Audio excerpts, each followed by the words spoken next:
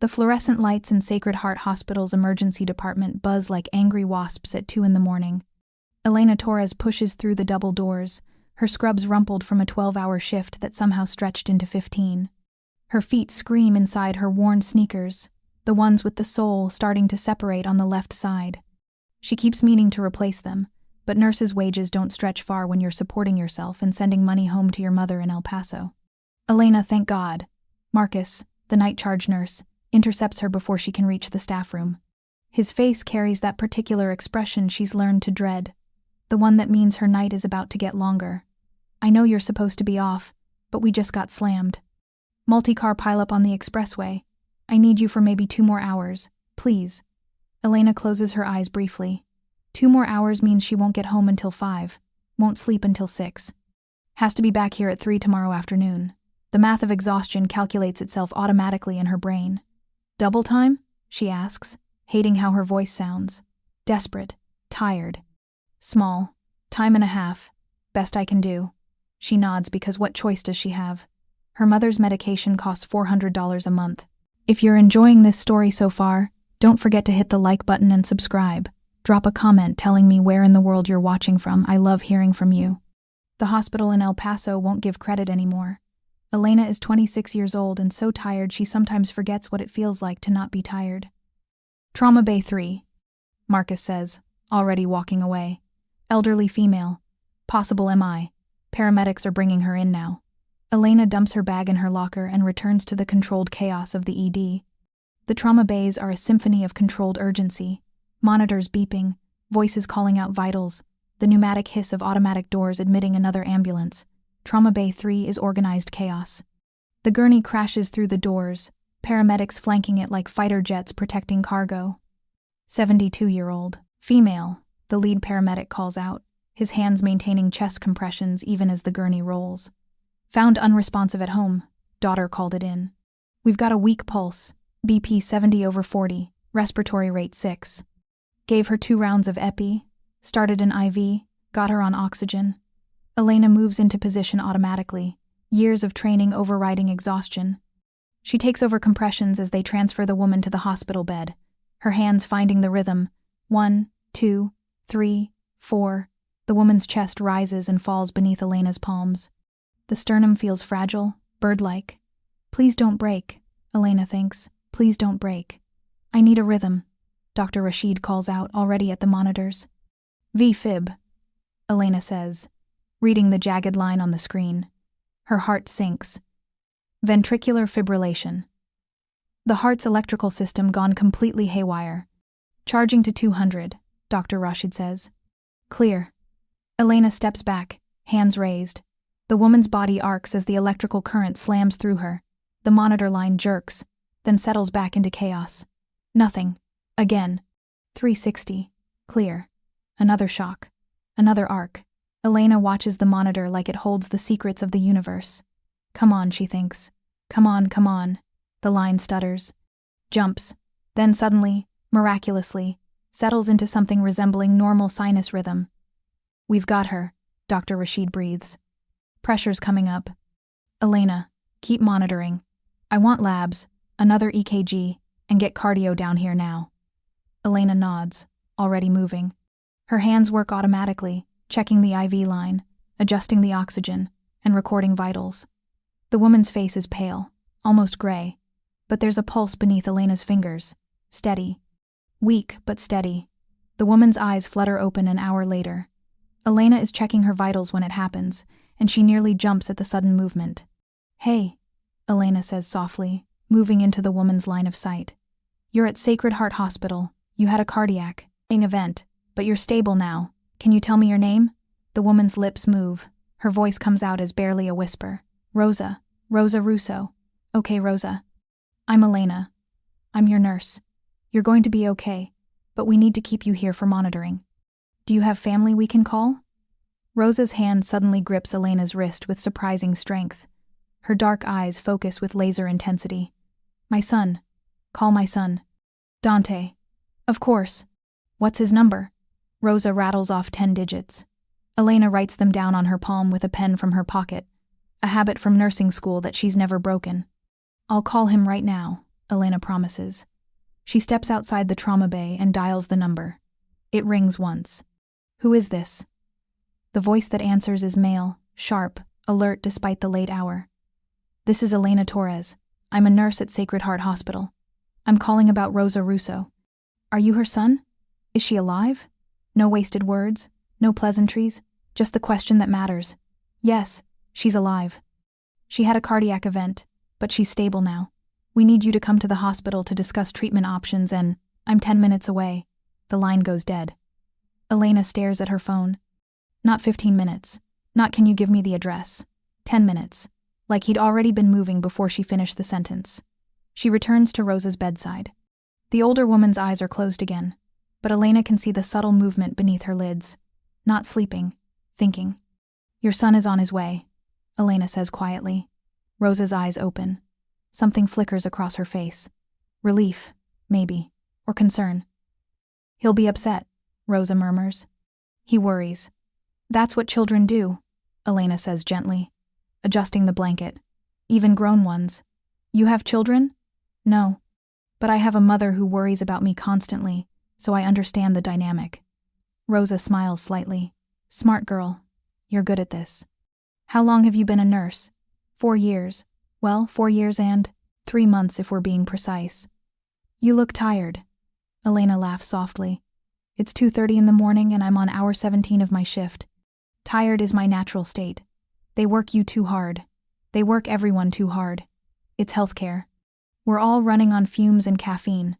Elena checks the IV drip, makes a note on the chart. But I love it. Even when I'm exhausted, I love knowing I helped someone. That I made a difference. Rosa's eyes study her with uncomfortable intensity, like she's reading a book written on Elena's face. You have a good heart. That's rare. Before Elena can respond, she hears it. The sound of expensive shoes on linoleum, moving fast. Multiple sets. The automatic doors to the ED crash open with more force than necessary. Elena steps out of the trauma bay and stops cold. 6 men in suits sweep through the emergency department like a military formation. They're all tall, all wearing dark clothes that probably cost more than Elena makes in a month. They move with synchronized purpose, and every hospital staff member instinctively steps back. But it's the man in the center who makes Elena's breath catch. He's maybe 6 feet tall, dark hair pushed back from a face that looks like it was carved from marble by someone who understood the architecture of power. His suit is charcoal gray, perfectly tailored, and even at 2:30 in the morning, he looks like he could walk into a boardroom or a battlefield with equal confidence. His eyes scan the ED with predatory focus until they land on Elena. She's still standing outside Trauma Bay 3, wearing rumpled scrubs and exhaustion like a second skin, and suddenly she feels completely exposed. He moves toward her. The other men fan out, creating a perimeter. One of them speaks quietly into his wrist. Rosa Russo, the man says. His voice is low, controlled, but Elena can hear the razor edge beneath it. Where is she? Are you family? Elena asks, already knowing the answer. I'm her son, Dante Russo. Of course he is. Of course Rosa's son looks like a dangerous prince from some modern crime fairy tale. Elena's brain supplies information she didn't know she knew. The Russo name. She's heard it before, whispered in the hospital break room, mentioned in news articles she half read on her phone during lunch breaks. Connected. That's the word people use. Connected to what? They never specify. She's stable, Elena says, keeping her voice professional. She's in Trauma Bay 3. But I need to ask you and your associates to please lower your voices. This is a hospital, and we have other patients who... I don't care about other patients. Dante's eyes are dark, almost black in the fluorescent lighting. I care about my mother. Take me to her. Now. It's not a request. Elena should be intimidated, should feel threatened. But she's too tired, and has dealt with too many aggressive family members to be cowed by expensive suits and cold eyes. Mr. Russo, she says, meeting his gaze steadily. I understand you're concerned, but I need you to understand that your mother needs calm right now. Her heart is fragile. Too much stress, too much emotion, could trigger another event. So yes, you can see her. But you're going to do it quietly, with only one other person maximum, and you're going to follow my instructions. Because my job is to keep your mother alive, and I'm very good at my job. For a moment, Dante just stares at her. His associates tense, like they're not used to anyone speaking to him this way. Elena holds her ground, exhaustion and protectiveness, overriding any sense of self-preservation. Then, unexpectedly, something shifts in Dante's expression. Not quite a smile, but something close. "What's your name?" "Elena Torres." "Elena." He says it carefully, like he's memorizing it. "My mother is lucky to have you." He turns to his associates. "Marco, you're with me. The rest of you, wait outside." The men disperse without question. Dante and Marco follow Elena to Trauma Bay 3. Rosa's face transforms when she sees her son. All the sophisticated control melts away, replaced by pure maternal relief. "Dante, you didn't have to come so quickly." "Mama." Dante is at her side in 2 strides, taking her hand with surprising gentleness. He switches to rapid Italian, and Elena catches enough to understand he's asking about pain, about what happened, about whether she's scared. Rosa responds in the same language, her voice soothing. She reaches up to touch her son's face, and Elena sees something she didn't expect. Underneath the expensive suit and the dangerous edges, Dante Russo is just a son terrified of losing his mother. It makes him human, and somehow, that makes him more dangerous. Dr. Rashid appears, chart in hand. "Mr. Russo? I'm Dr. Rashid. I'll be overseeing your mother's cardiac care. If you'll come with me, we need to discuss treatment options." Dante stands, but his eyes find Elena's. "You'll stay with her?" "I'm her nurse. I'll be right here." He nods once, then follows Dr. Rashid out. Marco takes up position outside the bay, arms crossed, watching everything. Elena checks Rosa's vitals again. The older woman watches her with knowing eyes. "My son likes you," Rosa says quietly. Elena nearly drops the blood pressure cuff. "Mrs. Russo, I assure you, I'm not blind. I saw how he looked at you, how you stood up to him. No one stands up to Dante." Rosa's smile is slight but knowing. "You're different," he noticed. "He was concerned about you. That's all. He's always concerned about me. But he doesn't usually listen when someone tells him what to do." Rosa pauses. "You're not afraid of him." Elena considers this. "Should I be?" "Most people are. I've been a nurse in an urban emergency department for 4 years, Mrs. Russo. I've dealt with gang members, domestic abusers, violent drunks, and entitled billionaires who think their money makes them special. The son is worried about his mother. That doesn't make him scary. It makes him human." Rosa's laugh is soft but genuine. "Oh, you really are something special." I can see why Dante noticed. Before Elena can protest again, Dante returns with Dr. Rashid. His face is carefully neutral, but Elena can read the tension in his shoulders. "They want to keep her for observation," Dante says, his eyes on his mother. "Possible surgery to place a stent. Maybe a pacemaker. Standard protocol for this type of event," Elena confirms. "We'll move her to the cardiac unit upstairs. She'll have round-the-clock monitoring. Private room," Dante says. "Best cardiologist in Chicago. Whatever she needs. Mr. Russo, we'll take excellent care of your mother. But cardiac surgery isn't about money. It's about skill and timing. Then I want the best skills and the fastest timing money can buy." His eyes meet hers again. "You'll be her nurse?" "I'm emergency department staff. Once she's transferred upstairs, then transfer with her. Name your price." Elena blinks. "I don't work that way. And besides, I'm supposed to go off shift in an hour. How much do you make?" Dante pulls out his phone. "Hourly rate. I'll quadruple it.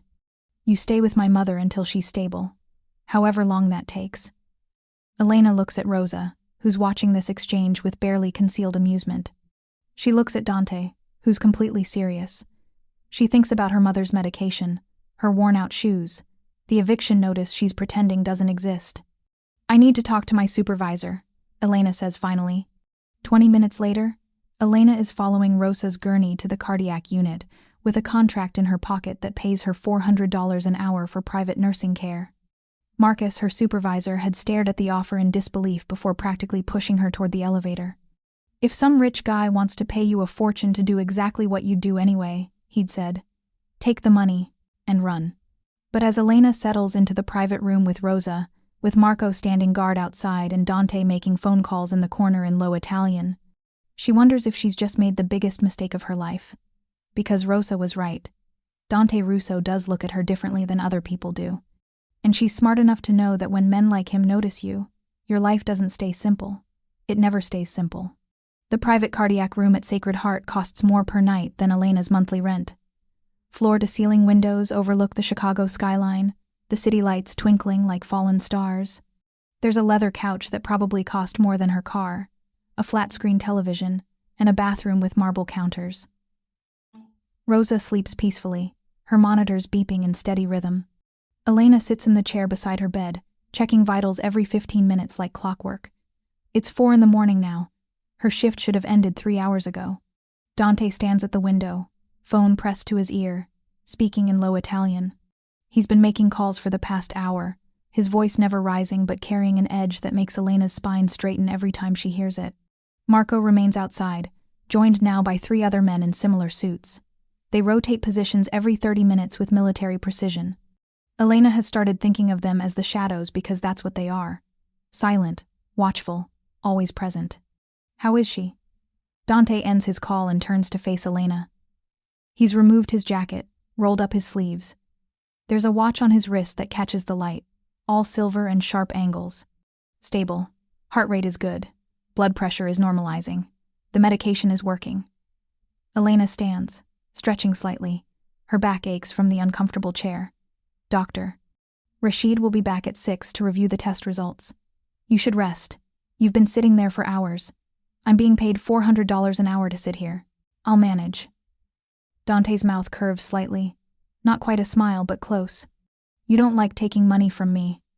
I don't like feeling bought. You're not bought. You're compensated for exceptional work. He moves closer, and Elena is suddenly aware of how small the room feels with him in it. My mother's alive because you knew what to do. Because you didn't panic. That has value. I was doing my job. You were working hour 17 of your shift. You could have gone home. You stayed. Elena meets his eyes. In the dim light of the room, they're almost black. Your mother needed help. That's all that mattered. Dante studies her face like he's trying to solve an equation. Why are you working 17-hour shifts? Hospital short-staffed? Hospital's always short-staffed, but mostly because I need the money. Student loans? Elena hesitates. She doesn't usually share personal information with patients' families. But there's something about the way Dante asks, genuine curiosity without judgment, that loosens her tongue. My mother has lupus. The medication costs $400 a month even with insurance. I send her money every week, plus my rent, my car payment, groceries. She shrugs. I make it work. By working yourself into exhaustion.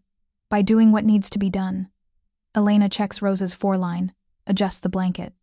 Lots of people work hard, Mr. Russo. I'm not special. Dante. And you are special. You just don't see it. Before Elena can respond, Rosa stirs. Her eyes flutter open, focusing on her son. You're still here. Where else would I be? Dante is at her side instantly, his hand covering hers. You have businesses to run. People depending on you. Rosa's voice is stronger now, more alert. I'm fine. Elena is taking excellent care of me. I know she is. That's why she's staying. Rosa looks between them, that knowing expression back on her face. Dante, you're being overbearing. I'm being thorough. You're being you. Rosa squeezes his hand. Go home. Sleep. I'll be here when you get back. Elena will make sure of it. Dante looks like he wants to argue. Then he glances at Elena, who nods slightly. Professional reassurance. I've got this. Trust me. 2 hours, Dante says finally. I'll go home, shower, change. Then I'm coming back. Make it 4. You look terrible. Mama, 4 hours, Dante. That's an order. Rosa's voice carries a tone that Elena recognizes. The universal mother voice that brooks no argument. Dante sighs, then leans down to kiss his mother's forehead. He says something in Italian too quiet for Elena to hear. Rosa responds, touching his face. Then Dante straightens, looks at Elena. Anything changes, anything at all, you call this number. He hands her a business card. The paper is heavy, expensive. Just a name and a phone number, no title, no company. Day or night, I don't care what time it is. I'll call if there's any change, Elena promises. He nods once, then leaves. Marco falls into step behind him. Elena hears their footsteps fade down the hallway, hears the elevator ding. The room suddenly feels bigger, quieter. He likes you. Rosa says, breaking the silence. Mrs. Russo. Rosa, please. And I'm not teasing you, dear. I'm stating a fact. Rosa adjusts her position slightly, wincing. Elena immediately moves to help, propping the pillows behind her. My son doesn't trust easily. But he trusts you with my life. That's significant. He trusts me to do my job. That's different. Is it? Rosa's eyes are sharp, intelligent. You stood up to him in the emergency room, told him how things were going to be. Do you know how rare that is? I was just doing my job, Elena repeats. You were brave. There's a difference. Rosa pauses, studying Elena's face. How old are you? 26. So young, and already so tired. It's not a question, just an observation. You work too hard. So does your son, from what I can see. Rosa laughs softly. Yes, he does, always has. Even as a boy, he took everything so seriously. His father was the same way. Her expression shifts, something sad flickering across it. His father died when Dante was 20. Suddenly, violently. Dante had to take over the family business overnight. He was barely more than a child himself. Elena doesn't ask what kind of business. She's not sure she wants to know. But she hears the pain in Rosa's voice, the weight of old grief. I'm sorry for your loss, Elena says quietly. It was a long time ago, but Dante never really recovered. He built walls around himself, made himself hard because the world required it. Rosa looks at Elena intently. But underneath, he's still the boy who used to bring me flowers from the neighbor's garden, who cried when we had to put our dog to sleep, who wanted to be a doctor when he grew up. The image doesn't fit with the dangerous man in the expensive suit, but Elena has been a nurse long enough to know that everyone carries hidden depths, that the scariest-looking patient can be the gentlest, and the kindest face can hide cruelty. He's lucky to have you, Elena says. I'm the lucky one. He takes care of me. Sometimes too well. Rosa yawns, exhaustion catching up with her. I'm going to rest now. But Elena, can I ask you something? Of course. Don't judge my son too harshly. Whatever you hear about him, whatever you think you know, remember that he's a good man trying to survive in a complicated world. Rosa's eyes are already closing. Promise me. Elena thinks about the guards outside, the expensive suits, the way everyone in the hospital seemed to hold their breath when Dante Russo walked through.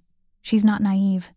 She knows what connected means in Chicago, but she also remembers the way he held his mother's hand, the fear in his eyes, the gentleness. I promise, Elena says softly. Rosa smiles and drifts back to sleep. Elena settles back into her chair, but sleep doesn't come. Her mind is too active, turning over the events of the night. She pulls out her phone and, despite knowing she shouldn't, types Dante Russo into the search bar. The results make her breath catch. Dante Russo, CEO of Russo Enterprises, a conglomerate that includes restaurants, real estate, and import businesses. Philanthropist. Donated millions to children's hospitals, sponsors scholarships for underprivileged students, and underneath the legitimate headlines, the whispers. Alleged organized crime connections, questions about how the Russo family built their empire. Federal investigations that went nowhere. Rivals who disappeared or retired suddenly to Florida. Nothing proven. Nothing concrete. But enough smoke to suggest fire. Elena closes her phone and stares at Rosa's sleeping form. This woman, with her kind eyes and gentle voice, is the mother of a man who lives in shadows. And Elena, who just wanted to help someone, has somehow stepped into their world. Her phone buzzes. A text from an unknown number. Thank you for taking care of my mother. I won't forget it. Elena stares at the message. She should delete it, should maintain professional distance. Instead, she finds herself typing back, just doing my job. His response comes immediately. You keep saying that. I'm starting to think you don't understand your own worth. Elena's heart does something complicated in her chest. She sets the phone down without responding, telling herself it's because she needs to focus on her patient, not because Dante Russo's words have burrowed under her skin. The next 72 hours blur together in a haze of monitoring, medication adjustments, and careful observation. Rosa recovers steadily, her heart responding well to treatment. Doctor. Rashid schedules her for a minor procedure to place a stent, routine but necessary. Dante is there constantly. He arrives at 6 in the morning and doesn't leave until Elena forces him to go home at midnight. He works from Rosa's room, laptop balanced on his knees, phone always in reach. He's polite to the hospital staff, generous with tips to the cafeteria workers who bring up food, but Elena can see the tension in his shoulders. The way he watches the door. The way his hand always seems to rest near his jacket pocket, where she's fairly certain he carries a weapon. On the third day, Elena is reviewing Rosa's charts when Marco appears in the doorway. He's become a familiar presence, always hovering, always watching. "Can I talk to you?" he asks. "Outside?" "Outside?" Elena glances at Rosa, who's napping peacefully, then follows Marco into the hallway. The cardiac unit is quiet, just the ambient sounds of monitors and hushed conversations. "Is something wrong?" Elena asks. Marco's face is hard to read. He's maybe 40, with gray at his temples and eyes that miss nothing. "Dante asked me to give you this." He hands her an envelope. "What is it?" "Your payment for the week, plus a bonus." Elena opens the envelope. Inside is a check that makes her vision blur. $30,000. "This is a mistake," she says immediately. "I worked 72 hours at $400 an hour. That's less than 30,000. The rest is a bonus, for exceptional care. I can't accept this. It's too much." "You can and you will." Marco's voice is firm but not unkind. Dante's mother is his whole world. You kept her alive, kept her comfortable, treated her with dignity and kindness. That's worth more than money to him. But since he can't give you anything else, he's giving you this. Elena stares at the check. It's more money than she's ever seen. More money than she makes in 6 months of exhausting shifts. It could pay off her credit cards, her car loan, could cover her mother's medication for 2 years. "I don't want to be bought," she says quietly. "You're not being bought. You're being thanked." Marco's expression softens slightly. "Look, I've worked for Dante for 15 years. I've seen him destroy people who threatened his family. Seen him make decisions that would keep you up at night. But I've also seen him cry at his father's grave. Seen him personally pay for an employee's kid's cancer treatment. Seen him be loyal to people who had nothing to offer him but their word. Why are you telling me this? Because you're scared of him. I can see it. And you should be scared, a little. He's a dangerous man in a dangerous world." Marco meets her eyes. "But he's also a good man. And he's decided you matter. That makes you part of this family now, whether you want to be or not. I'm just his mother's nurse. You were. Now you're something else. Someone he's decided to protect." Marco glances back toward Rosa's room. "Just accept the money, Elena. Let him do this one good thing without questioning it. God knows he does enough bad things that weigh on his soul." Before Elena can respond, an alarm sounds. Rosa's room. Elena runs. Rosa is sitting up in bed, gripping her chest, her face contorted in pain. Dante is already on his feet, terror in his eyes. "Call a code." Elena shouts to Marco, already at Rosa's side. Her training kicks in automatically, hands moving to check pulse, checking the monitors, heart rate spiking, blood pressure dropping. "Rosa, stay with me. Look at me." "Can't breathe," Rosa gasps. "Hurts. I know it hurts. But you're going to be okay." Elena hits the call button, already reaching for the emergency medication cart. "We've got you." The room floods with people. Dr. Rashid, 2 other nurses, a respiratory therapist, everyone moving with practiced urgency. "VTach," Elena calls out, reading the monitor. "Ventricular tachycardia, the heart beating too fast, too irregularly to pump blood effectively." "Prep cardioversion," Dr. Rashid orders. "Elena, I need you on compressions if we lose her." "If." That terrible word. Elena positions herself beside the bed, ready. Behind her, she's aware of Dante frozen by the wall, Marco's hand on his shoulder holding him back. This is what she does. This is what she's trained for. Rosa's eyes find hers, scared. So scared. "I've got you," Elena promises. "Just hold on. The cardioversion works." Rosa's heart rhythm snaps back into place, the monitors settling into normal patterns. But it's close. Too close. Dr. Rashid orders an immediate surgical consultation. The stent procedure needs to happen now, not in 2 days as planned. The blockage is worse than they thought, more dangerous. "Surgery in the morning, doctor," Rashid tells Dante. "First thing, 6 a.m. The surgical team is excellent, but there are always risks." "What kind of risks?" Dante's voice is carefully controlled. but Elena can hear the fear underneath. With her age and the severity of the blockage, there's approximately a 15% chance of complications. Stroke, heart attack, bleeding. We'll do everything we can to minimize those risks, but I need you to be aware. 15%. Not terrible odds, but not nothing either. Dante nods slowly. Do what needs to be done. After the doctors leave, after the emergency team clears out, Elena is alone with Dante and Rosa. The older woman is sleeping again, sedated and peaceful. Dante stands at the window, his back to Elena. His shoulders are rigid, hands clenched at his sides. She's going to be okay, Elena says quietly. You don't know that. You're right. I don't know for certain, but I believe it. I've seen a lot of cardiac patients, Mr. Russo. Dante, your mother is strong. She's a fighter. She's 72 years old with a heart that's trying to kill her. Elena walks to stand beside him at the window. The city stretches out below them. Millions of lights, millions of lives, all continuing oblivious to the terror in this room. My mother almost died when I was 19, Elena says. Lupus flare. Her kidneys were failing. The doctors gave her a 30% chance.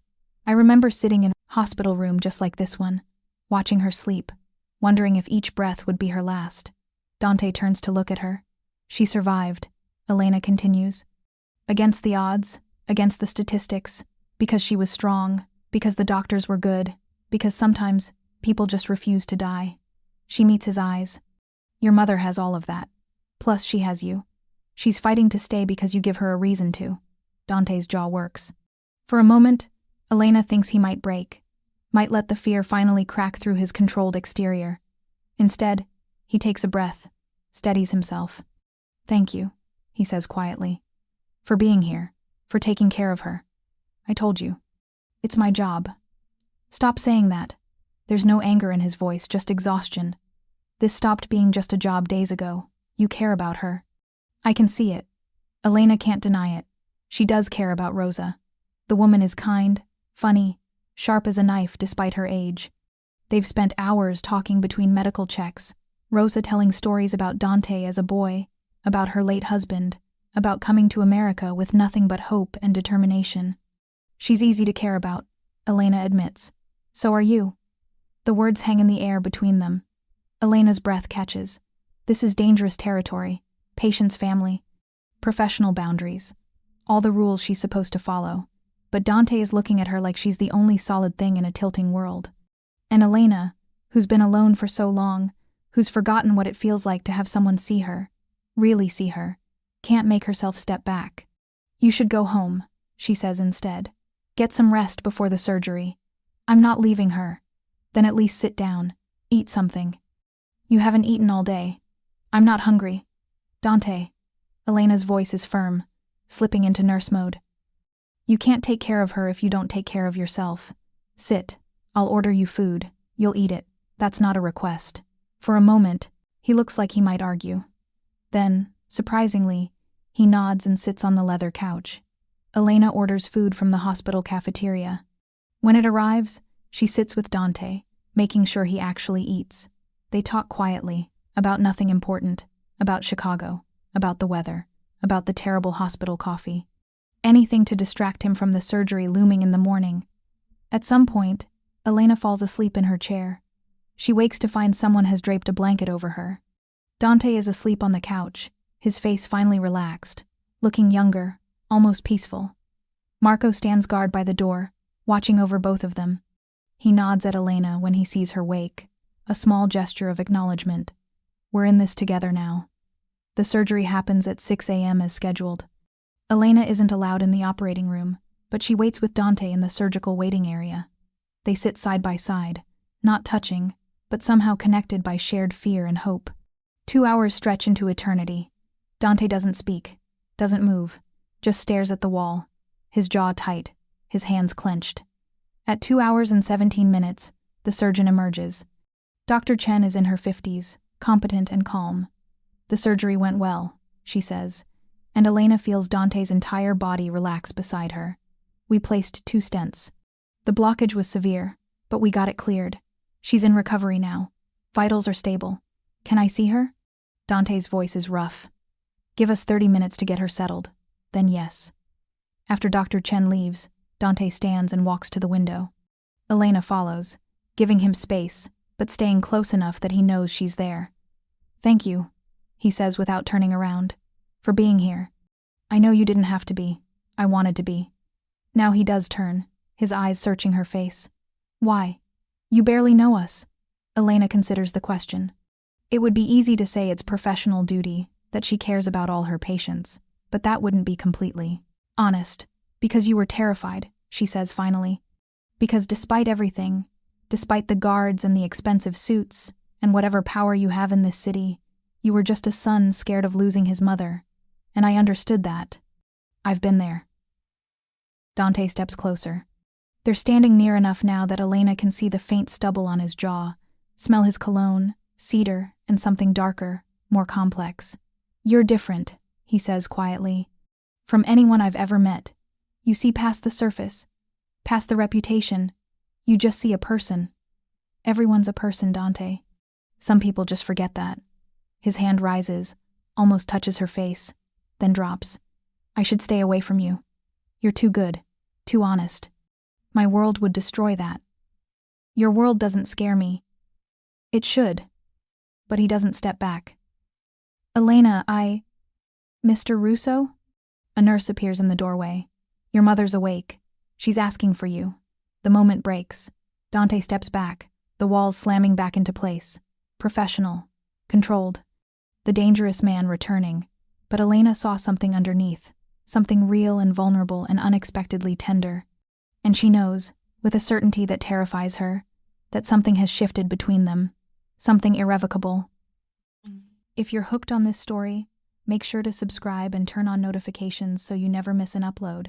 Your support means everything and helps me bring you more emotional stories like this one. Rosa recovers quickly after the surgery. Within 48 hours, she's sitting up in bed, color returning to her cheeks, making jokes about hospital food. Doctor. Chen is pleased with her progress, talking about discharge in another few days. Elena is there for all of it, her extended contract with the hospital covering around-the-clock private nursing care. She checks vitals, administers medication, helps Rosa walk the hallways as part of recovery. Dante is there too, always present, always watching. On the 5th day, Elena is helping Rosa back to bed after a walk, when Rosa says, "You should go out with him." Elena nearly drops the blood pressure cuff. "Excuse me?" "My son. You should go to dinner with him. Somewhere nice." Rosa settles back against the pillows, looking entirely too pleased with herself. "Mrs. Russo, Rosa, that's not appropriate. I'm your nurse. He's your son. There are professional boundaries. Professional boundaries are for people who don't have chemistry sparking every time they're in the same room." Rosa laughs at Elena's expression. "Don't look so shocked. I'm old, not blind. The way he looks at you, the way you look at him when you think no one's watching. It's sweet. It's complicated," Elena says quietly. "The best things usually are." Rosa reaches for Elena's hand. "Listen to me, dear. I know what people say about my family. I know the whispers, the rumors. Some of them are true.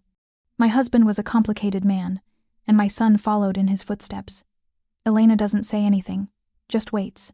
"But Dante has a good heart," Rosa continues. "He protects people, takes care of them. He built schools in neighborhoods the city forgot, paid for 100 families to keep their homes when the economy crashed, gave jobs to men coming out of prison when no one else would." Her eyes are fierce now. "Yes, he operates in shadows. Yes, he does things that aren't always legal. But he's not a monster. He's a man trying to survive in a world that doesn't forgive weakness." "I never thought he was a monster," Elena admits. "But you're scared of getting involved with him." "I'd be stupid not to be, Rosa. I'm a nurse. I work double shifts and eat ramen for dinner and drive a car with 200,000 miles on it. Your son lives in a world I don't understand. A world with guards and threats and federal investigations. And you think those worlds can't coexist? I think they shouldn't. I think getting involved with Dante Russo would complicate my life in ways I'm not prepared for." Rosa is quiet for a moment. Then she says, "My husband proposed to me on our second date. I was 18, working in my father's restaurant, dreaming of college. He was 22, already building an empire, already dangerous. Everyone told me to run. My father, my friends, even his own mother. But you didn't. No, Because I saw past the danger to the man underneath, and I had 43 years with him. 43 years of love and laughter and yes, fear sometimes. Complication, but also joy. Rosa squeezes Elena's hand. Don't let fear stop you from living, dear. Don't let the possibility of complication rob you of something real. Before Elena can respond, Dante walks in with Marco. He's carrying a briefcase, clearly having come from a meeting. His eyes go immediately to his mother, checking, assessing. "How are you feeling?" he asks. "Wonderful. Elena has been taking excellent care of me." Rosa's smile is sly. "We were just talking about her taking a break. She's been working nonstop for almost a week." "I'm fine," Elena protests. "You're exhausted," Dante says, and his tone brooks no argument. "Marco, arrange for another nurse to cover the next 12 hours. Elena needs to go home, shower, sleep." "I don't need. It's not a request." Dante's eyes meet hers. "You're no good to my mother if you collapse from exhaustion. Go home, rest. Come back tomorrow." Elena wants to argue, but she's too tired. And honestly, the thought of her own bed, her own shower, sounds like heaven. "Okay," she says finally. "But if anything changes, we'll call you immediately," Dante promises. Elena gathers her things, says goodbye to Rosa. As she's leaving, Dante follows her into the hallway. "Elena." She turns. He's standing close, closer than professional distance requires. "Thank you," he says quietly. "For everything. You saved her life twice now. That's a debt I can never repay. You don't owe me anything." "I disagree." His hand reaches out, tucks a strand of hair behind her ear. The touch is brief, gentle, but it sends electricity through Elena's entire body. "But we can argue about it later. Go. Home. Rest." "And Elena?" "Yes. Be careful. Use rideshare, not the train. And text me when you get home safe. I don't need, please." The single word holds weight, not a command but a request. "For my peace of mind." Elena nods, not trusting her voice. She takes an Uber home, the driver mercifully quiet. Her apartment is small, cramped, nothing like the luxury of Rosa's hospital room. But it's hers. She showers, washing away 5 days of hospital smells and exhaustion. She's about to collapse into bed when her phone buzzes. A text from Dante. "Did you make it home?" "Yes. Safe and sound." "Good. Sleep well, Elena. You earned it." She stares at the message, at her name on his screen, and feels something warm unfold in her chest. Something dangerous and inevitable, but she's too tired to analyze it now. She sets an alarm and falls into bed, asleep before her head hits the pillow. She doesn't hear the car that parks outside her building, doesn't see the 2 men in a dark sedan, watching her window. Doesn't know that while Dante Russo has decided she matters, others have noticed too. And in their world, when someone matters to Dante Russo, they become valuable. A target. A vulnerability to exploit. Elena sleeps peacefully, unaware that her life is about to get infinitely more complicated. Should I continue with part 3? Elena wakes to sunlight streaming through her apartment window and the disorienting feeling of having slept for 12 straight hours. Her phone shows missed texts from the hospital, all routine updates. Rosa is stable. Everything is fine. Except everything doesn't feel fine. Elena can't shake the feeling of being watched. It's ridiculous, she tells herself. Paranoid. But the feeling persists as she makes coffee, as she showers again, as she gets dressed in clean scrubs. Her phone rings. Dante. Good morning. His voice is warm, almost intimate. Did you sleep? Like the dead. How's your mother? Demanding to be discharged, doctor. Chen says 2 more days minimum. He pauses. I was hoping you'd come back this afternoon instead of tonight. Have lunch with us first. My mother keeps asking for you. Elena smiles despite herself. Just your mother? I might have asked once or twice as well. She can hear the smile in his voice. Say yes, Elena. What are you offering? Italian food from the best restaurant in Chicago, delivered to the hospital. My mother's choice. I haven't even had breakfast yet and you're tempting me with lunch. Is it working? Maybe.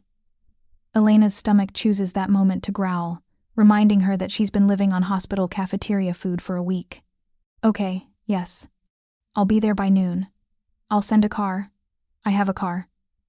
That car with 200,000 miles? Send me your address. A car will be there at 11:30. Before she can argue, he adds, "Please, Elena. Humor me." She gives him her address, tells herself it's not a big deal, that accepting a ride doesn't mean anything. The car that arrives at 11:30 is a sleek black sedan with tinted windows. The driver is professional, polite, opens her door like she's someone important.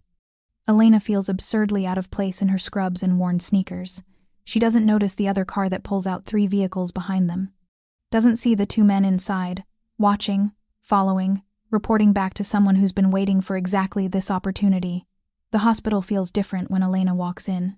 She can't explain it, just a subtle shift in atmosphere. The security guard at the entrance nods at her with new respect. The nurses at the cardiac station smile knowingly. Word has spread, she realizes. Everyone knows she's Dante Russo's mother's nurse. Everyone knows he's paying her a fortune. Everyone knows she matters to him. The realization makes her stomach twist with something between anxiety and anticipation. Rosa's room has been transformed. The rolling table is covered with a white tablecloth, actual china plates, crystal glasses. The smell of garlic and basil fills the air. Rosa sits in the chair by the window, looking stronger, her color good. Dante stands by the window, on his phone as usual, but he ends the call the moment he sees Elena. "You came," he says, and the relief in his voice is unmistakable. "I was promised Italian food. I'm here for the food." Rosa laughs. She's here for the company, and she knows it. "Come, dear. Sit. You must be starving. The meal is extraordinary. Homemade pasta, fresh bread, salad with vegetables that actually taste like something." Elena tries not to eat too quickly, tries to maintain some dignity, but she's so hungry that Rosa keeps refilling her plate with an expression of maternal satisfaction. "This is amazing," Elena says around a bite of ravioli. "Where did this come from?" "Angelo's. My family's restaurant." Dante's watching her eat with an expression she can't quite read. "My grandmother's recipes. We've been in that location for 40 years. You should take her there," Rosa says pointedly. "Show her the restaurant, the real one, not just the delivery." "Mama." "What?" "I'm just saying Elena should experience proper Italian dining, not hospital room lunches." Elena feels heat rise in her cheeks. "I'm sure Dante has better things to do than take his mother's nurse to dinner." "Actually," Dante says slowly, his eyes on Elena, "I can't think of anything I'd rather do." The words hang in the air. Rosa beams. Elena's heart does something complicated. "That's not appropriate," Elena says, but her voice lacks conviction. "Why not?" Dante leans forward. "You're not my mother's nurse anymore. Not really. The hospital has other staff. You're staying because you want to, because you care. That changes things. Does it?" "Yes." His eyes are intense, focused entirely on her. "Elena, I'd like to take you to dinner. Not as my mother's nurse. As yourself. As the woman who saved my mother's life and then somehow made me believe in goodness again." Elena's breath catches. This is real. He's really asking. And she wants to say yes so badly it physically hurts. But before she can respond, Marco appears in the doorway. His face is tight, concerned. "Boss, we need to talk." "Now." Dante's expression shifts instantly. Dangerous. Alert. "What happened?" "Not here." Marco glances at Rosa, then Elena. "Outside." Dante stands, but his eyes find Elena's. "Don't leave, please." "I'll be right back." He follows Marco into the hallway. Through the partially open door, Elena can hear low, urgent voices. She catches fragments. "Followed her. This morning. They know where she lives." Her blood runs cold. Rosa notices. "What's wrong, dear?" "I don't know. But I don't think it's good." Dante returns 5 minutes later. His face is carefully neutral, but Elena can see the tension in his jaw, the way his hands clench at his sides. "Elena, I need you to listen to me very carefully," he says, his voice low and controlled. "You're in danger." "What?" "The Castellano family. They're rivals of ours. They've been watching you, following you. They know you matter to me, which means they think you're leverage." Elena stands, her legs suddenly unsteady. "What are you talking about? I'm nobody. I'm just a nurse." "You stopped being just a nurse the moment you saved my mother. The moment I decided you were under my protection." Dante moves closer. "They followed you from your apartment this morning. They know where you live, where you work. They're planning something, and I can't let them get to you. This is insane. Elena's voice rises. I helped someone. That's all. I shouldn't be in danger because I did my job. You're right. You shouldn't be, but you are. Dante's voice is firm. And I'm not going to let anything happen to you. You can't just decide that. You don't own me. I'm not your responsibility. Yes, you are. The words are simple, absolute. The moment they started watching you, you became my responsibility. That's how this works. Elena shakes her head, backing toward the door. No, I'm not part of this. I'm not part of your world. I'm going home. I'm going back to my regular life. And whoever these people are, they'll realize I'm not important and leave me alone. Elena, I said no. She's at the door now, her hand on the handle. Thank you for lunch. Thank you for everything. But I can't do this. I won't. She leaves before anyone can stop her. Behind her, she hears Rosa calling her name, hears Dante telling Marco to follow her, keep her safe. Elena doesn't care. She just needs to get out, needs to breathe, needs to pretend for 5 seconds that her life isn't imploding. She makes it to the elevator before Dante catches up with her. Elena, stop. He grabs her arm, not hard, but firm enough to halt her. You can't just walk away from this. Watch me. She yanks her arm free. I'm not part of your world, Dante. I'm not equipped for threats and surveillance and whatever gang war you're caught up in. I'm a nurse. I work shifts and pay bills and try to help people. That's it. That's all I want to be. It's too late for that. It's not too late. I'll go home, keep my head down, and this will blow over. It won't blow over. Dante's voice is harsh now, urgent. Elena, these people don't make empty threats. They'll use you to get to me. They'll hurt you just to prove they can. Then maybe you should have thought of that before you decided I mattered to you. The words come out bitter, scared. Maybe you should have kept your distance. You're right. Dante's hands drop to his sides. You're absolutely right. I should have stayed away. Should have kept my walls up. Should have treated you like just another nurse doing a job. His eyes are dark with something Elena can't name. But I couldn't. Because you're different. Because you looked at me like I was a person, not a monster. Because for the first time in years, I felt like maybe I could be something other than what this life made me. Elena's anger deflates. Dante, but you're right. This isn't fair to you. You didn't ask for any of this. He pulls out his phone, types something. Marco will take you home. You'll have protection, 24 hours, whether you see them or not. We'll handle the Castellanos. You'll be safe. And then you go back to your life. We stay out of it. You'll never have to see me again. He meets her eyes. But Elena, please, let me keep you safe. That's all I'm asking. Let me do this one thing. Elena wants to refuse, wants to cling to her independence, her normal life. But she's not stupid. She heard the urgency in Dante's voice, saw the fear in Marco's face. Okay, she whispers. Okay. The ride home is silent. Marco drives. Another man Elena doesn't recognize in the passenger seat. They're both alert, watching the mirrors constantly. You think someone's following us? Elena asks. Always assume someone's following, Marco says. That's how you stay alive. Her apartment building looks the same as always. Peeling paint, broken intercom, the smell of cooking oil and old carpet in the hallway. But Marco insists on checking her apartment before letting her enter, his hand near his jacket where Elena is certain he carries a gun. All clear, he says finally. Lock your door. Don't open it for anyone except me or Dante. My number's in your phone. Anything feels wrong, you call immediately. How long will this last? Until Dante handles it. Could be days, could be hours. Depends on how smart the Castellanos are. After Marco leaves, Elena locks her door and slides down against it, letting herself finally shake. This is real. The danger is real, and she's caught in the middle of something she doesn't understand. Her phone rings. Dante. She almost doesn't answer, but her hand moves before her brain can stop it. I'm home, she says. I know. Marco just confirmed. A pause. Elena, I'm sorry. I never meant for this to happen. I know. If I could change it, but you can't. Elena closes her eyes. Dante, I need you to be honest with me. How dangerous is this? Really? Silence. Then, very. The Castellanos lost territory to us last year. They've been looking for leverage, A way to hurt me without starting an all-out war. You're perfect for that. Innocent, valuable to me, vulnerable. You're really selling it. I'm being honest. You asked for honesty. His voice softens. But I won't let them touch you. I promise you that. How can you promise that? You're not omnipotent. No. But I'm very good at protecting what's mine. I'm not yours. Aren't you? The question is quiet, almost sad. Elena, I know you're scared.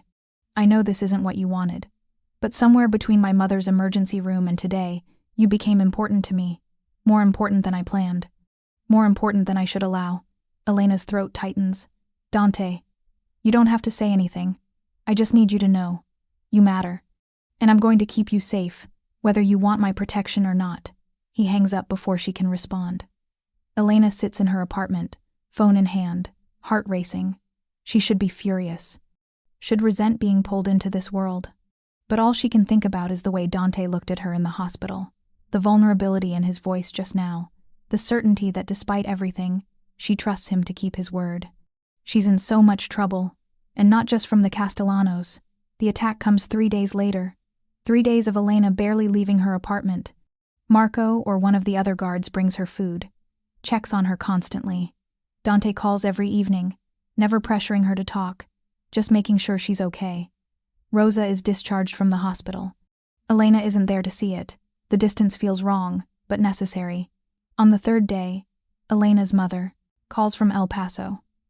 Mija, I haven't heard from you in a week. Are you okay? I'm fine, Mama. Just working a lot. You sound tired. Are you eating enough? Yes, Mama. Are you sleeping? Mama, Elena Marie Torres. Don't you mama me. I'm your mother. I know when something's wrong. Elena feels tears threaten. She hasn't cried through this whole thing, has kept herself together through fear and uncertainty. But her mother's voice, so familiar and concerned, cracks something open. I'm in trouble, Mama. The words spill out. Not everything. She doesn't tell her mother about the Mafia or the threats, but enough that she helped someone, that it got complicated, that she's scared. Come home. Her mother says immediately. Come back to El Paso. Whatever this is, it's not worth your safety. I can't. It's not that simple. Then I'm coming there. No. Elena's voice is sharp. Mama, no. You're not well enough to travel. And I'm fine. I promise. I just needed to hear your voice. They talk for another hour. Her mother tells her about the neighbors, about the garden, about trivial, normal things that make Elena's chest ache with homesickness. After they hang up, Elena makes a decision. She can't live like this. Can't hide in her apartment waiting for threats that might never materialize. She's going back to work, back to her normal life. If the Castellanos want her, they can try. But she won't make it easy. She texts Marco. I'm going back to work tomorrow. You can follow me or not, but I'm going. His response comes immediately. Boss won't like it. I don't care. I'm not a prisoner. Then I'm coming with you. The next morning, Elena puts on her scrubs and walks out of her apartment building with her head high. Marco's car is parked at the curb, engine running. She gets in without being asked. Sacred Heart? Marco asks. Sacred Heart. They drive in silence. Elena watches the city pass by, normal people going to normal jobs, living normal lives. She wants that back so badly it's a physical ache. The hospital is exactly as she left it. Fluorescent lights, antiseptic smell, organized chaos. Elena checks in with her supervisor, gets assigned to the emergency department, back where she started. The shift passes in a blur of patients and procedures. A kid with a broken arm. An elderly man with pneumonia. A teenager who overdosed and needs to have her stomach pumped. Real problems, immediate problems, problems Elena knows how to solve. It feels like coming home. She's suturing a laceration on a construction worker's hand when she feels it. That prickling awareness, being watched. Elena glances up. Through the windows of the trauma bay, she sees a man standing in the waiting area. Dark jacket, hands in pockets, eyes fixed on her. Her heart starts to hammer. Marco is outside somewhere, she knows. But suddenly the hospital doesn't feel safe. Nothing feels safe. She finishes the suture, her hands steady through years of training. Says goodbye to the patient. Steps out of the trauma bay. The man is gone. Elena tells herself she imagined it. Paranoia. Stress. But her hands shake as she goes to the staff room, pulling out her phone to text Marco. Someone was watching me. Waiting area. Dark jacket. The response comes instantly. On it. Stay inside. Don't leave the ED. But it's too late. When Elena returns to the nurse's station, her supervisor is there. Elena, there's a patient in exam room 4 asking for you specifically. Says you treated his mother last week? Elena's blood goes cold. What's his name? Didn't give one, but he's insistent. Said you'd remember him. Every instinct screams danger. But she's in a hospital, surrounded by people. What can happen in exam room 4? She walks down the hallway, her phone in her pocket. Exam room 4's door is closed. Elena knocks, then enters. 2 men stand inside. Not Dante's men. She knows that immediately. They have the wrong energy, wrong posture. The first one smiles. It doesn't reach his eyes. Hello, Elena. We've been waiting to meet you. Who are you? Friends of the Castellano family. We have a message for Dante Russo. Elena backs toward the door. It opens before she reaches it. A third man blocks the exit. You're going to come with us, the smiling man says. Quietly, without screaming. Because if you scream, people get hurt. Hospital staff. Patients. Innocent people who have nothing to do with this. You wouldn't. We would. His smile widens. But we won't, if you cooperate. We just want to talk. Deliver our message, then you go home. Simple. Elena's mind races. She could scream, could fight, but the threat to hurt others is real. She can see it in their eyes. Her phone is in her pocket. If she can just... The phone stays here. The man behind her grabs her arm. Nice and easy, nurse. You're going to walk out with us. Anyone asks, we're your brothers. You're showing us where Mom was treated. Understand? Elena's throat is too tight to speak. She nods. They walk through the emergency department in a cluster. Elena in the middle. To anyone watching, they look normal. Family members. No one pays attention. Until they reach the automatic doors leading outside. Marco appears from nowhere, moving fast. Elena, get down. Everything happens in seconds. Marco draws his weapon. The men around Elena scatter. One of them grabs Elena, using her as a shield. Back off, he shouts. Back off or she gets hurt. More of Dante's men appear. 5 of them. All armed, all moving with military precision. Hospital security is running toward them. Radios crackling. Let her go. Marco's voice is deadly calm. This doesn't end well for you. It ends, however, our boss says it ends. The man's grip tightens on Elena's arm, painful now. Tell Russo we're done playing nice. Tell him the Castellanos want compensation for our losses. And tell him next time we won't be so gentle with his. Nurse. He shoves Elena forward. She stumbles, caught by Marco. Behind her, the Castellano men disappear into the crowd of gathering onlookers. Are you hurt? Marco's hands are on her shoulders, checking her over. I'm fine. Shaken, but fine. We're leaving. Now. Elena doesn't argue. Marco ushers her to a waiting SUV, other guards forming a protective circle. They drive away from Sacred Heart, sirens wailing in the background. Elena sits in the back seat, shaking. That was real. They were going to take her. If Marco hadn't been there, her phone rings. Dante, are you okay? His voice is taut, urgent. Marco just told me what happened. I'm okay. They didn't hurt me. They got within touching distance of you. Dante's control is fraying. She can hear it. That's too close. Way too close. Where are we going? Somewhere safe. Somewhere they can't reach you. The SUV pulls up to a building Elena doesn't recognize. Modern, expensive, with underground parking and security that makes the hospital look unprotected. Marco escorts her inside, into an elevator that requires a key card, up to the top floor. The penthouse takes Elena's breath away. Floor-to-ceiling windows showing the entire city. Modern furniture, expensive art, a kitchen that looks like something from a magazine. Dante stands by the windows, his back rigid. He turns when Elena enters. Are you hurt? He crosses the room in long strides, his hands on her face, tilting it to check for injuries. Did they touch you? Hurt you in any way? No, they just scared me. They're dead. The words are flat, final. All 3 of them. Dead by midnight. Dante. They put their hands on you. They threatened you in a public hospital. They think because we have rules, because we try to avoid civilian casualties, that they can do whatever they want. His eyes are dark with fury. They're wrong. Elena grabs his hands, the one still cupping her face. I'm okay. See? I'm okay. You're not. Okay. You're terrified. I can see you shaking. Then hold me, Elena says, her voice breaking. If I'm not okay, if I'm scared, then just hold me. Don't talk about revenge or death. Just hold me. Dante pulls her against his chest, his arms wrapping around her like he can shield her from the world. Elena buries her face in his shirt and finally lets herself cry. All the fear, all the stress, all the impossible weight of the past week pours out. Dante holds her through it, one hand stroking her hair, murmuring things in Italian she doesn't understand but finds comforting anyway. When the tears finally stop, Elena pulls back enough to look at him. I'm sorry.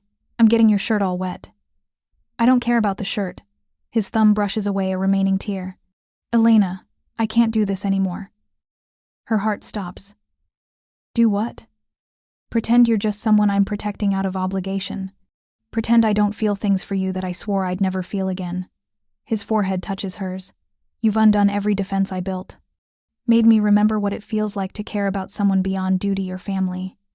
Dante, I know the timing is terrible. I know you're scared and overwhelmed. But I need you to know. When Marco called and said they'd grabbed you, I felt something I haven't felt in years. Terror. Real, genuine terror. His voice drops to a whisper. I can't lose you. I won't. Elena's breath shudders. This is crazy. We barely know each other. I know you saved my mother without expecting anything in return. I know you work yourself to exhaustion helping people. I know you stand up to dangerous men and speak your mind even when you're scared. I know you love your mother and eat too fast when you're nervous and make terrible coffee. His lips curve slightly. I know enough. Your world is dangerous. Yes. People want to hurt me because of you. Yes. This is the opposite of the simple life I wanted. I know. Dante cups her face in, his hands. But Elena, simple isn't always better. And I think, if you're honest with yourself, you'll admit you feel this too. This pull between us. This connection that makes no logical sense but exists anyway. Elena closes her eyes. He's right. She does feel it. Has felt it since that first night in the emergency department, when he looked at her like she was the only solid thing in his tilting world. I'm terrified. She whispers. Me too. What if this doesn't work? What if I can't handle your world? Then we figure it out together. But Elena, please, give us a chance. Give me a chance to show you that what we have is worth fighting for. Elena opens her eyes and sees him. Really sees him. Not the dangerous mafia boss. Not the wealthy businessman. Just Dante. A man who loves his mother. Who carries the weight of responsibility like armor. Who's somehow found a way through all his walls to care about her. Okay, she says. Okay. But Dante, if we do this, you have to promise me something. Anything. No more secrets. No more protection without explanation. If I'm going to be part of your world, even a small part, I need to understand it. I need truth. You have it. Always. He leans forward, hesitates. Can I kiss you? Elena's heart hammers. Yes. The kiss is gentle at first. Tentative, like they're both afraid of breaking something precious. Then Dante's hand moves to the back of her neck, pulling her closer, and the kiss deepens into something that steals Elena's breath and makes her forget about danger and complications and everything except this moment. When they finally break apart, both breathing hard, Dante rests his forehead against hers. Stay here tonight, he says. Let me keep you safe. Tomorrow we'll deal with the Castellanos. But tonight, just stay. Elena should say no, should maintain boundaries. But she's so tired of being strong, of being alone, of pretending she doesn't need help. Okay, she whispers. I'll stay. The war with the Castellanos ends 3 days later. Elena doesn't see the battle, is kept deliberately far from it. But she hears about it afterward from Marco, who speaks in careful terms about territories and agreements and compensation.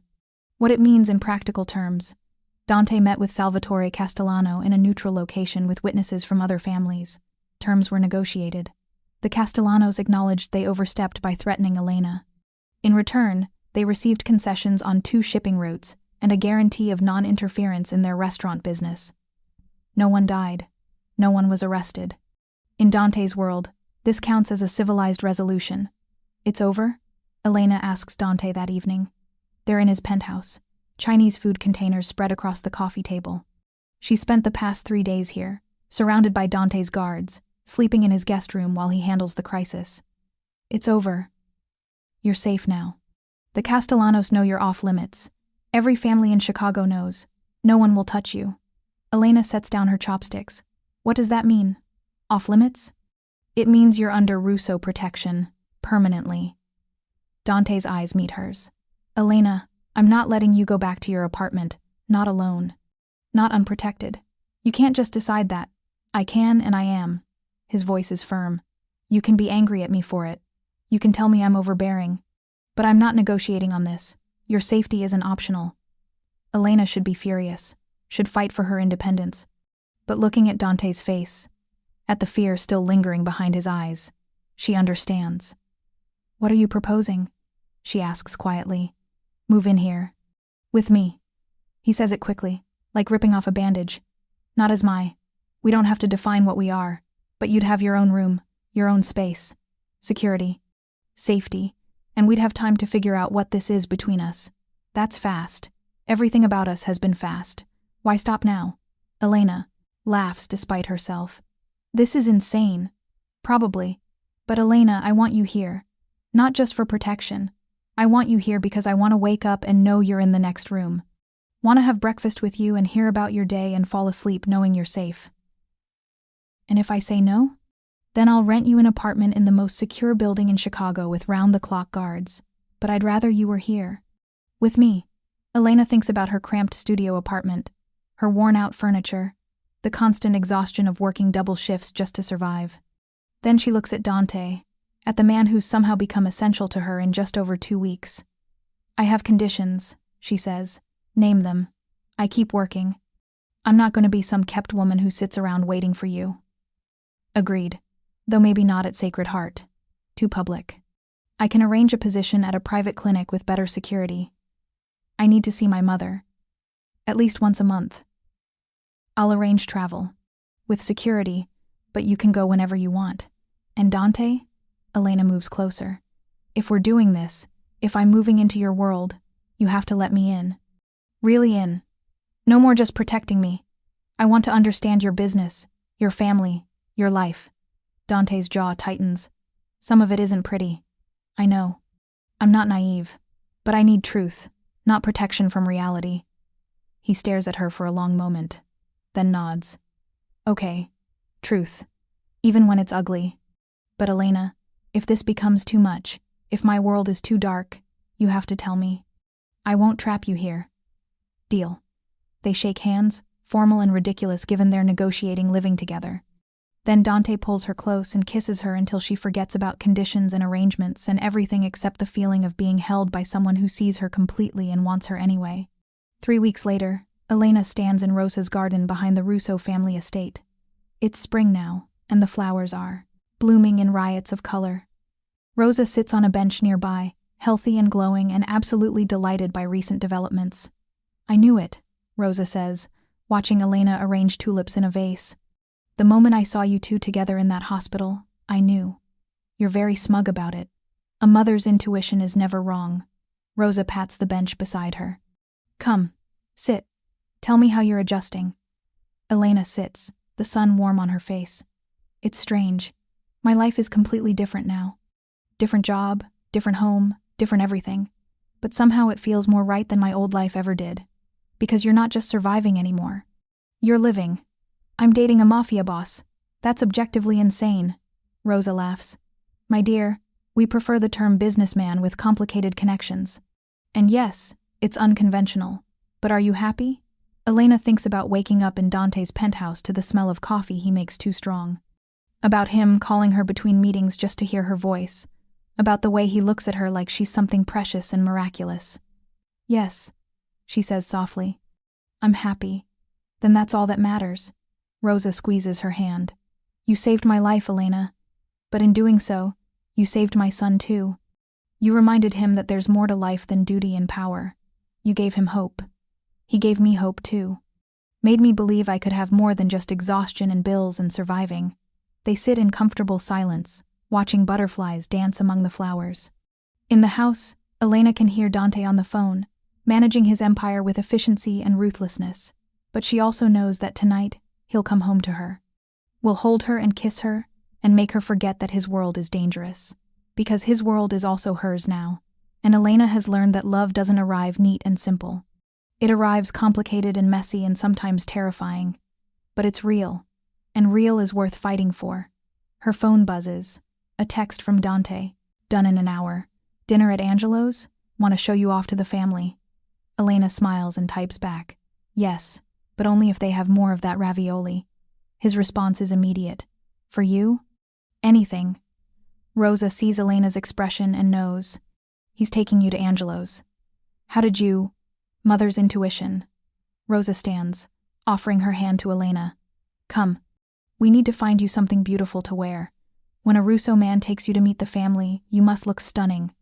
I've already met you. I'm his mother. I don't count. This is cousins and uncles and aunts who will judge everything about you. We need strategy. Elena lets Rosa pull her toward the house, laughing at the elderly woman's determination.